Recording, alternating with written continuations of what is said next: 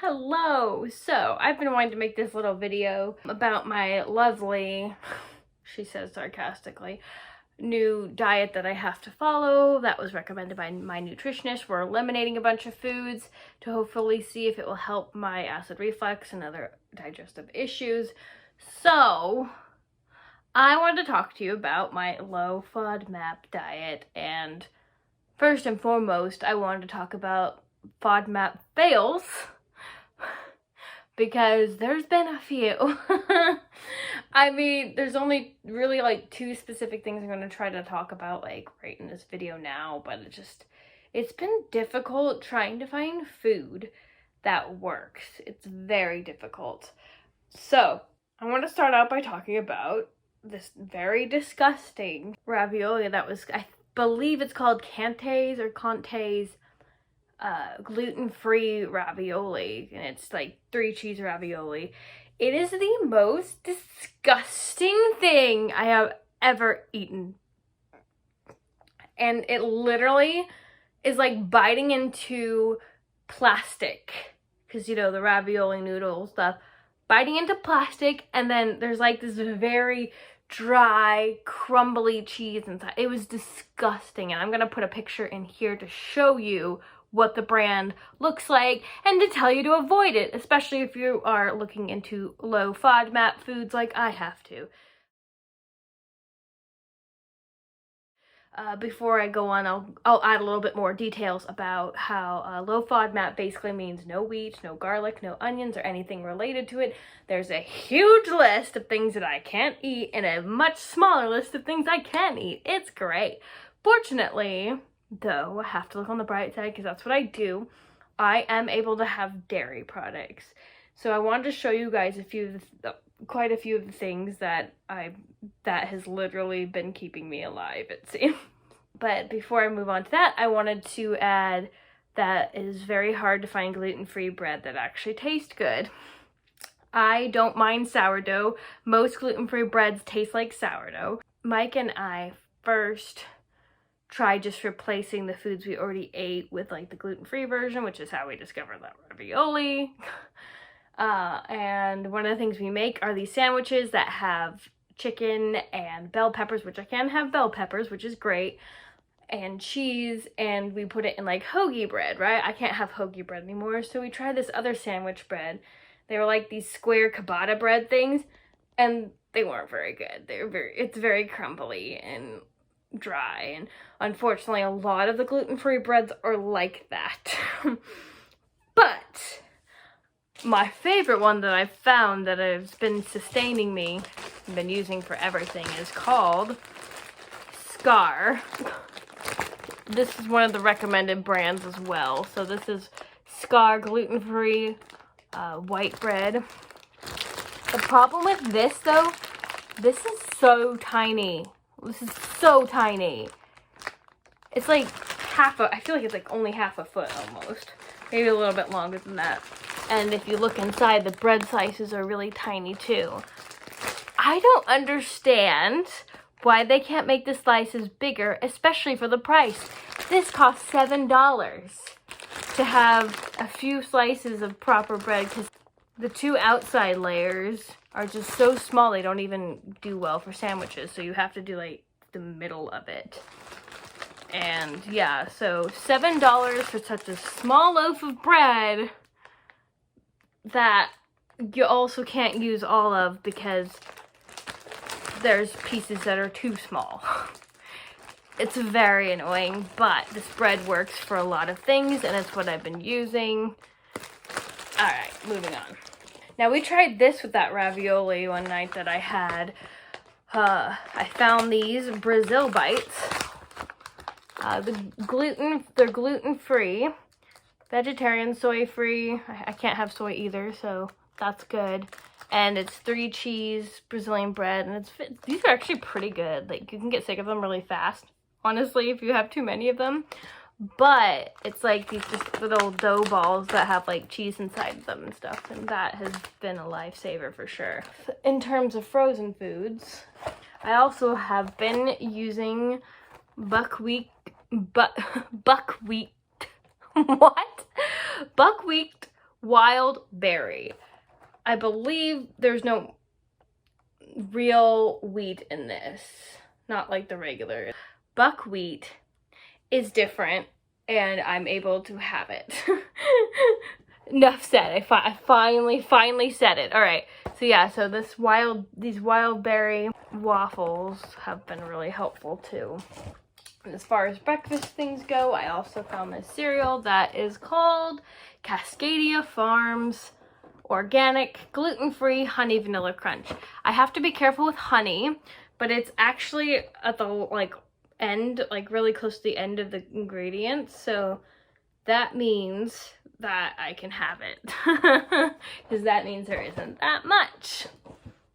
Now, for dinner things, and pretty much every other food it seems, we have been fortunate enough to come across these lovely noodles. I believe it's pronounced jovial.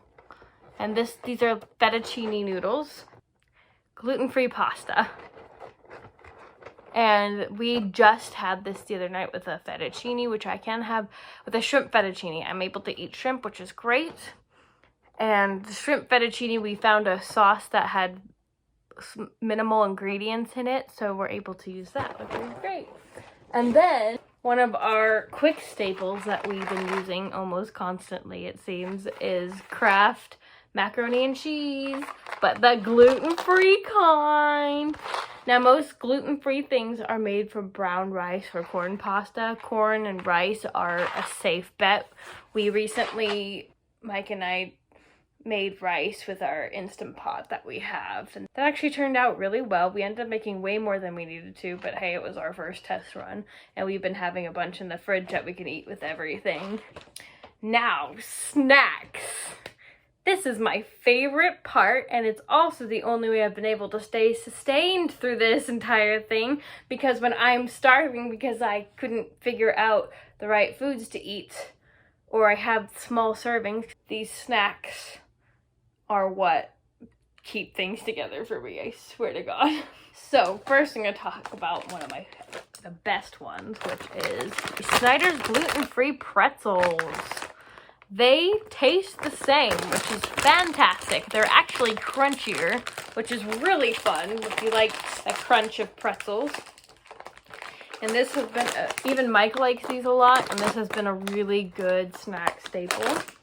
And then also the famous Pirate's Booty, that it's made from rice and corn puffs. So Pirate's Booty's one. I've opened all these, obviously. So to show you the labels, I have to unclip them. Rice cakes. Rice cakes, I've always loved rice cakes, so I was kind of excited to hear that I could keep them. This was always been my favorite kind, white cheddar rice cakes. Once again, I can have any sort of dairy. And then Nut Thins have been a godsend as well. They're clearly, these ones are made from almonds, and this one is the cheddar cheese flavor. I also have tried the regular flavor, like just the salt flavor, and that's really good as well. And I have a ranch flavor, but I have not tried that one yet, and I've tried white cheddar, and they're all pretty darn good. And just recently, it's very exciting, I found out there are some chips that I can have, as long as I read all the ingredients. But so today, I got to get into the lovely Lay's Poppables. Really just any plain potato chip is usually okay depending on the ingredients. I have to read the ingredients, which has been one of the biggest struggles for me, because I don't like doing that. You know, most plain potato chips are just made from potatoes. So I can have potatoes, and that's lovely. And there are some fruits I can have as well, like grapes. I believe I can have apples. I have to double check on that one.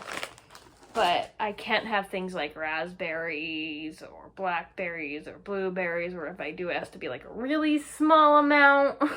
Oh, and there's a couple other things I forgot to bring in here that I wanted to talk about. I've also been getting into low FODMAP condiments. So they have this company called FODMAP Foods. I can put a picture of their logo in real quick. Yes, they also have been a godsend, because I now have a safe garlic infused olive oil, because I'm technically not supposed to have garlic, right? But this is designed specifically for low FODMAP diet. So I have a garlic infused olive oil, which has been very helpful. We cooked our shrimp up in it the other day and it was so good. And I also have a FODMAP Foods ketchup. Now, I can't have regular ketchup. I can have up to 4 ounces of regular ketchup, but I have to be safe, I need to go with the one that has the less ingredients. And it kind of tastes like tomato soup, but as a sauce. Like specifically, like, you know how to like ketchup in itself, it has like spices in it and it has a different zing taste to it. The FODMAP Foods one is a bit more plain, but it's been working nonetheless, and I'm happy about that.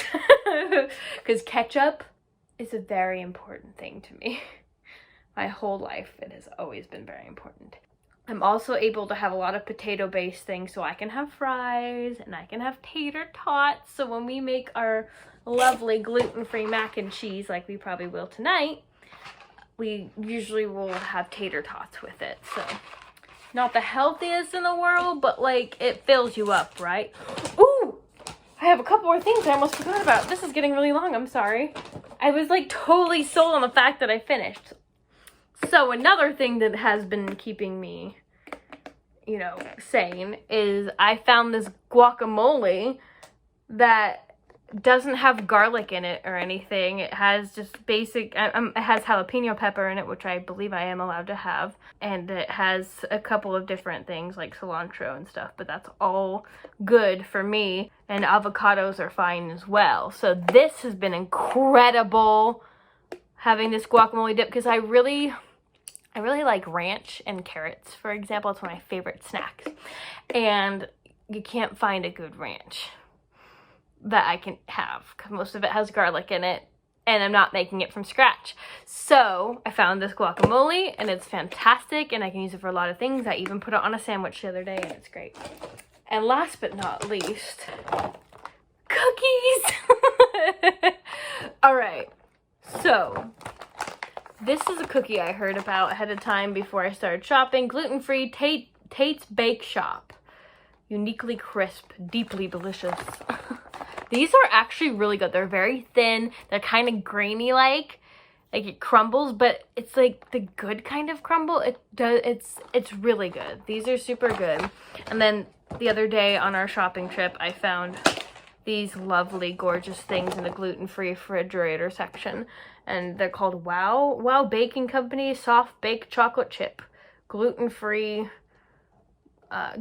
cookies. So these are so good. They're actually like super soft. So one thing I've noticed with this whole diet is most breads and things are crumbly and dry, and it's kind of difficult, but these are super soft and moist. That is all that I was going to show you guys today. If you guys watched this long, I really appreciate it. Thank you so much. I just really wanted to make a video talking all about the FODMAP diet stuff. It has been a struggle. I've had some emotional issues with it, because when you're hungry and can't find good foods, it just can really take a toll on you. But fortunately, with the help of Mike and everything, we are slowly but surely finding things that work. All right, thank you so much for watching, and I'll see you in the next one. Bye!